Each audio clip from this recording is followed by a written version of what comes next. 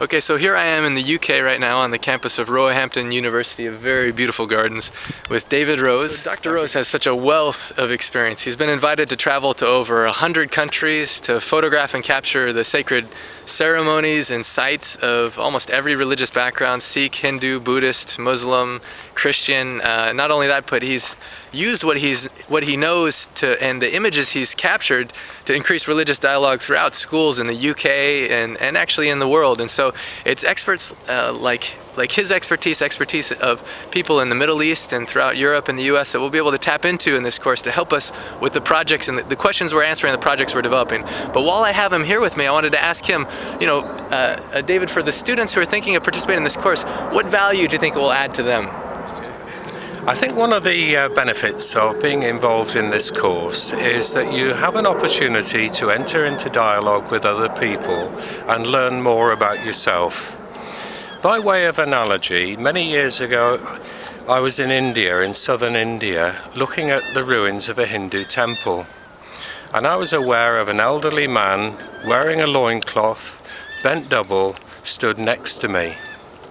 He looked up at me and said, "Do I understand what I'm looking at?" And I said, "No, you tell me." And the man suddenly became very youthful and energetic and started to enter the ruins of this temple and pointed out the various images from Hindu mythology and told me the stories. And as he's telling the stories, he looked at me and said, "Did you see Wimbledon tennis this year?" And then he asked a bit later, "Do I know Professor so-and-so from Oxford University?" Who he knew well. And I was quite amazed, because looking at the old man, I just presumed he was an old man, probably ignorant, untrained, unintelligent. And he turned out to be one of the most interesting people I've ever met. And that day changed my attitude and my life, because I learned not to stereotype by looking at people, but taking people at value in terms of who they are and what they have to say.